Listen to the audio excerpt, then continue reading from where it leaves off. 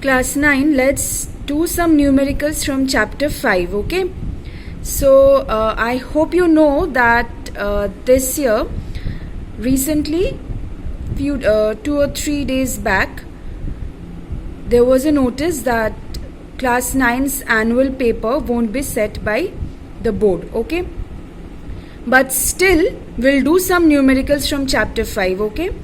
So let's stick to some simple numericals but the important ones from chapter 5, okay?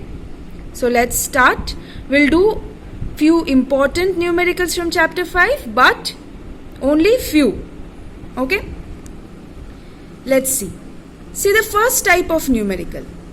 A body weighs 450 gram force in air and 310 gram force when completely immersed in water. So, find the loss in weight of the body. How can I find? Simply weight of the body in air minus weight of the body in water, obviously. This is the true weight, this is the apparent weight. Will give me the apparent loss in weight, right? Notice the units. Since units are given in gram force, so we are writing gram force, okay? Now, what is the upthrust on the body? What have we learned from Archimedes' principle? Upthrust on the body is equal to the apparent loss in weight of the body. That is equal to weight of the liquid displaced, right?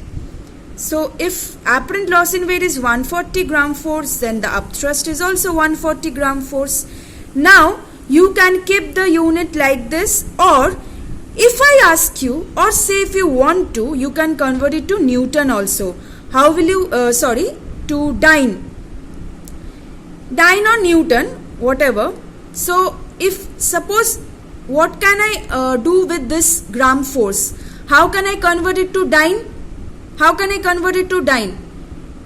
To convert it to dyne, what do we have to multiply with the gram force? What have we learned? G, the value of G in CGS, that is 980. It's the value 980. 980 centimeter per second square, right? So, if you want to convert to dyne, you can do it. If you want to convert to Newton also, you can do it. How? Simply, after you convert it to dyne, then you can convert it to Newton. Just know the relations, okay? I hope you remember these relations. From gram force to dyne, we had to multiply the value of G in CGS, 980 centimeter per second square. Then from kgf to Newton, we had to multiply 9.8 because it's the value of G in SI, right? 9.8 meter per second square. Then Newton and dyne, the relation, right? So I hope you remember this relation. 1 Newton is how much dynes, right? Okay. Fine. Now, once we have calculated, say the upthrust, we have calculated as 140 GFY because the apparent loss in weight is 140 GF, that's why. Now then what do we know? Upthrust is equal to weight of the liquid displaced. This is also another relation, right? This is a formula which I have shown the derivation also. V is the volume of the solid immersed, density of the liquid, acceleration due to gravity. Okay, now the solid is completely immersed in the liquid, so that means the total volume of the solid is equal to volume of the liquid displaced because the solid will now displace how much liquid? The volume of the liquid, that is equal to the entire volume of the solid because it's completely immersed. So now V will give me the volume of the body itself, isn't it? Rho is the density of liquid, which is given in this case water. Now, you may not multiply, you just may not put the value of G here. Why? Do you know why? Because simply, see, upthrust 140 GF, right? So that means we are actually doing what? 140 into G, isn't it? So, can I write here, just see, 140 into G, that is equal to V into 1 into G. Or if you want to say, I want to calculate this value if you want to calculate the entire thing in, say, you want to keep it like this, 140 gram force upthrust is equal to this, we know, and we have to calculate, we have to equate this is equal to upthrust and then find the value of V, right? So V into rho, same thing, because we are finding in, if we don't multiply G, then we won't get the value in dyne, or if suppose this was in kgf, we won't get the value in Newton, right? So that means, since, and if you write it like this, G will get cancelled from both sides, so V equal to 140 centimeter cube. Okay, so basically when you are writing like this, 140 into G, that means 140 into G dyne upthrust, that is equal to V into 1 into G dyne upthrust. Why in dyne? Because everything is in CGSC, isn't it? The units are all in CGS, that's why. Okay, so ultimately G gets cancelled and V equal to 140 centimeter cube you will get. See this one. A body is given, a diagram is given where a body, this is a solid body of density ds, floating in a liquid of density dl. What is the relation between ds and dl? Obviously, ds is less than dl, right? That's why it's floating partially, isn't it? ds equal to dl, it would have been floating but completely immersed like this. ds greater than dl, it would have this body will be sinking down. So remember those relations? That is the question. What is the relation between ds and dl? Obviously ds is less than dl, that's why the body is floating partially. So this is a relation. Now what is the apparent weight of the floating body? 0. We have done this from the principle of flotation. Apparent weight of the floating body is 0. Okay. Now the next question is, if the solid floats in water with 3/5 of its volume immersed in it, then calculate the density of the solid. Do you remember this relation? I have shown this derivation also. Small v by capital V equal to ds by dl. That relation was small v by capital V equal to rho s by rho l. Same thing.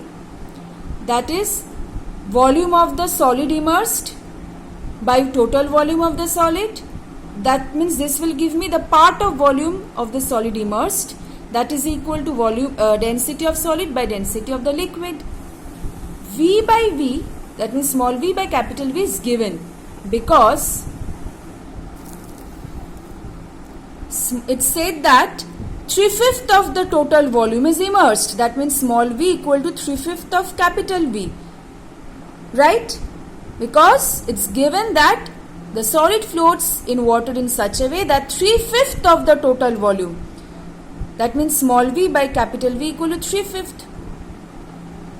So 3 by 5, that is equal to ds by dl is 1 given to us. So therefore ds is equal to 3 by 5, 0.6 gram per centimeter cube. Okay. This is the relation of the principle of flotation which we use. Now say this type of sum from relative density. Calculate the mass of a body whose volume is 2 meter cube and relative density is given 0.52. So what do we know? Relative density is equal to density of the substance by density of water at 4 degrees Celsius. Relative density is given 0.52, that is equal to density of the substance by, what is the value which I will use? Density of water in CGS or SI? In SI, because the volume is given in SI unit. So the SI, in the SI unit, the value is 10 to the power 3. Density of water, the value is 10 to the power 3 kg per meter cube. So just simple calculation now. Now, if I can find the density of the substance and I know the volume 2 meter cube, what is the mass? Volume into density. Okay. Now if suppose say this one, relative density of mercury is 13.6, express the density in CGS. So 13.6 is equal to density of mercury by density of water at 4 degrees Celsius. Right? density of mercury by density of water at 4 degrees Celsius. Now which is the value which I'll use, in SI or CGS? In CGS, because the question is express its density in CGS unit. So what is the value of the density of water in CGS unit? 1 gram per centimeter cube. Okay. So therefore this is equal to 13.6 into 1 gives me 13.6 gram per centimeter cube. So remember the density of water value in CGS and SI. In CGS it is 1 gram per centimeter cube. In SI it is 10 to the power 3 kg per meter cube. Now see this one. A body of mass 70 kg when completely immersed in water displaces 20,000 centimeter cube of water. So find the weight of the body in water, relative density of the material of the body. Now how can I find first the weight of the body in water? True weight is given. So just imagine, if I can find the apparent weight of the body in water, then I can find the if I can find the apparent weight loss, then I can find the weight of the body in water. Because just see, you remember, true weight minus the apparent weight is the apparent loss in weight. So if I know the true weight, which I know given, and if I know the apparent loss in weight, then what is the apparent weight of the body in water? Real weight minus the apparent loss in weight. So first let us find the apparent loss in weight, which is equal to the upthrust. Already many times we have seen this. Okay.